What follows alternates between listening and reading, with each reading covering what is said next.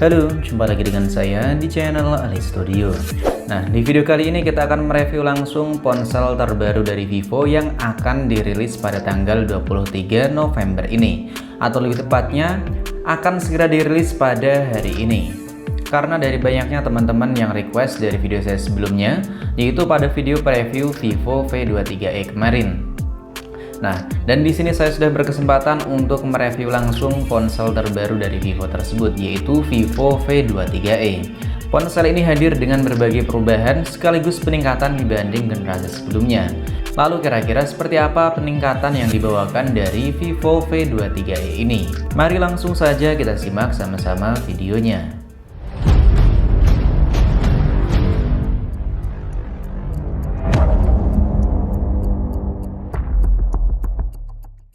Yang pertama kita bahas terlebih dahulu untuk harga yang akan dibanderol pada Vivo V23e.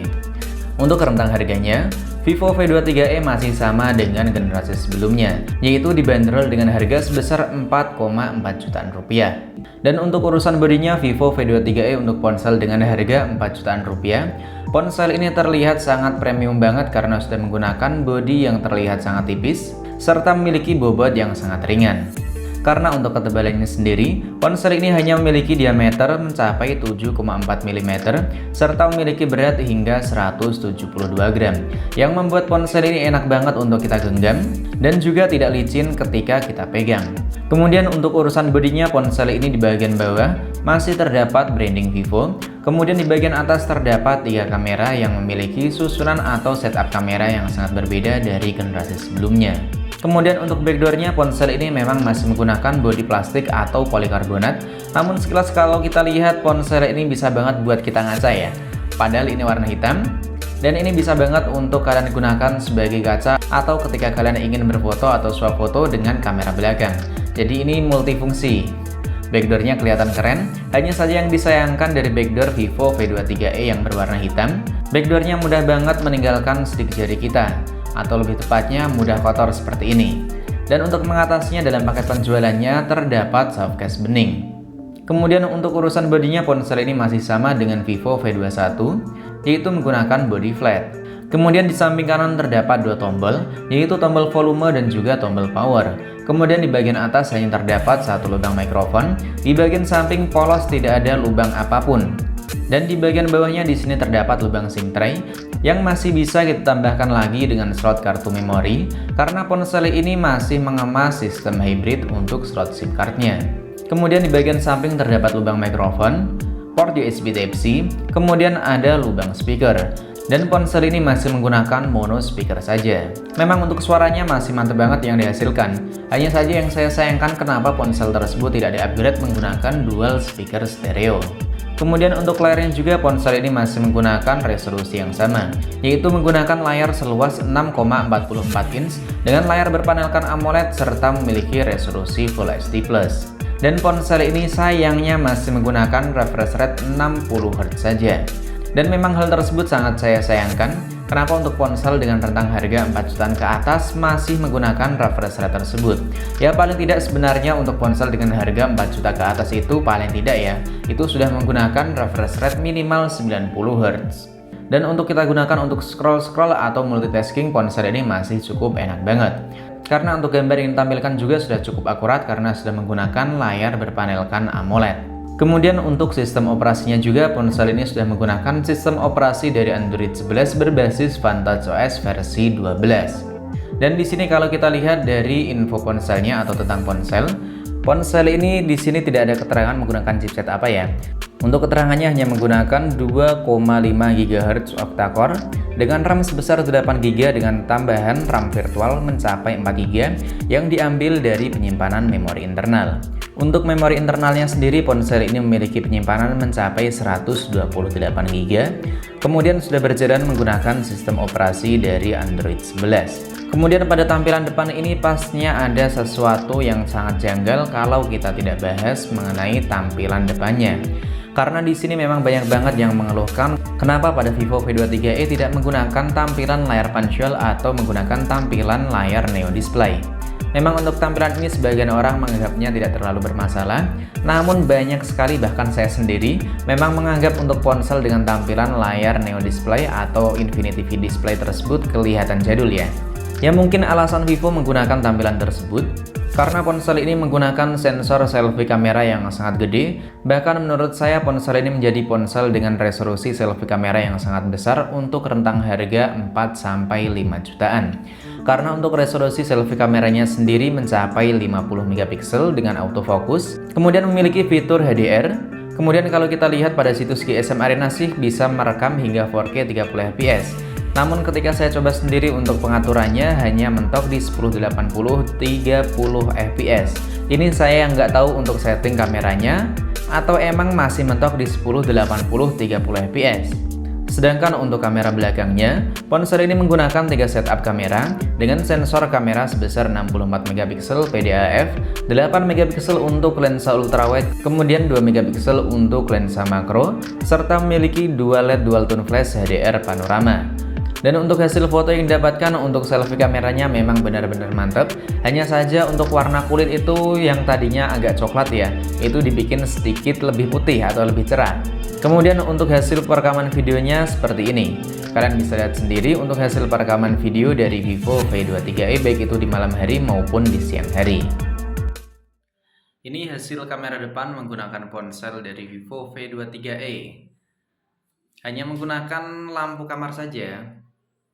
Dan ini hasilnya seperti ini. Kalau dari jauh memang kelihatan jelas banget ya, bagus gitu. Tapi kalau dideketin seperti ini kelihatan kurang tajam, terus banyak noise-nya. Ini hasil kamera depan menggunakan Vivo V23e di tempat yang cukup gelap atau bisa kita bilang gelap ya. Ini tanpa ada lampu tambahan, hanya menggunakan lampu depan rumah ini. Nah, seperti ini. Kita coba untuk berjalan atau berlari. Ini tanpa menggunakan stabilisasi ya. Kita lari sedikit. Ini saya aktifkan untuk stabilisasi bokeh super atau potret super tadi keterangannya tuh. Di tempat kurang cahaya, kurang bagus gambarnya. Namun kalau di tempat yang cukup cahaya atau kita coba untuk ini di bawah lampu, gambarnya cukup bagus. Nah,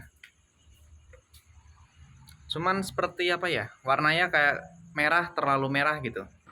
Dengan resolusi yang sama yaitu 1080 30 fps. Nah, untuk hasil gambarnya kelihatan lebih stabil mana nih? Untuk warnanya kalau dilihat dari layar di sini lebih bagus pada Vivo V23e. Untuk awannya juga masih kelihatan jelas. Nah, gimana menurut kalian nih? Bagus mana? Untuk warna hijaunya lebih kelihatan tajam di sini sih, Vivo V23. Ini di luar ruangan, lebih tepatnya di samping sawah. Awannya sama-sama nggak kelihatan. Kita coba untuk pengujian kalau kita ajak untuk berjalan. Gimana untuk gambarnya dan untuk kestabilan. Keduanya nggak pakai stabilisasi nih, maksudnya nggak saya aktifkan. Nah, seperti ini kestabilannya. Kita coba untuk berlari sedikit. Kemudian untuk urusan performanya, Vivo V23e sudah menggunakan chipset terbaru dari MediaTek, yaitu Helio G96 dengan fabrikasi mencapai 12 nanometer. Nah, untuk lebih lengkapnya lagi kita lihat saja untuk detail spesifikasi yang dibawakan dari Vivo V23e menggunakan aplikasi AIDA 64. Nah, di sini keterangannya untuk nama produk 2116T dengan RAM terpasang 8GB dengan sisa RAM 2GB 800 atau kurang lebihnya 8GB. Dan untuk penyimpanan yang tersedia 104,65GB.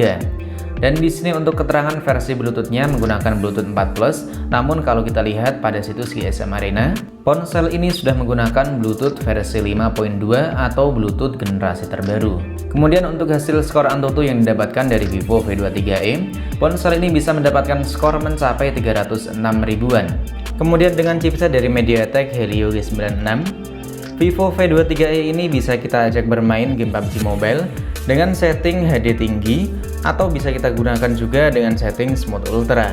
Ponsel ini ketika kita coba untuk bermain game PUBG Mobile dengan durasi kurang lebih di waktu 1 jaman, persentase baterai dari ponsel Vivo V23e ini berkurang sebesar 10%. Kemudian kita gunakan untuk merekam video hingga mengambil sampel foto dari Vivo V23e dengan waktu selama 30 menit. Konsumsi daya baterai yang digunakan hanya 4% saja. Dan untuk suhu yang didapatkan dari Vivo V23e ini sangat bagus sekali.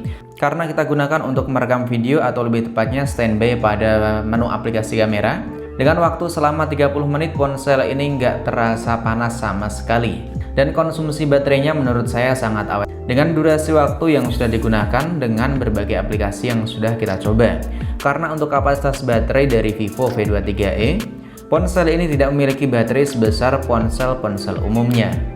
Karena untuk baterai yang digunakan pada Vivo V23e, ponsel ini hanya memiliki baterai sebesar 4050 mAh dengan dukungan pengisian cepat mencapai 44 Watt yang bisa menghasilkan baterai sebesar 69% hanya membutuhkan waktu selama 30 menit saja.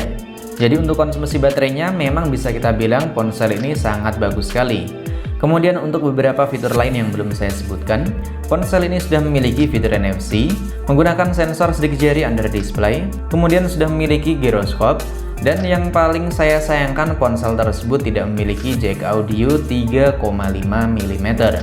Dan untuk kesimpulan dari Vivo V23e menurut saya pribadi, dari tampilan desain ponsel ini sangat oke banget, hanya saja untuk tampilan layar waterdropnya saja yang membuat ponsel ini kurang sempurna untuk desain yang dibawakan. Kemudian untuk urusan fotografi memang ponsel ini sangat bagus sekali untuk selfie kameranya, dan untuk perekaman video juga sudah cukup stabil.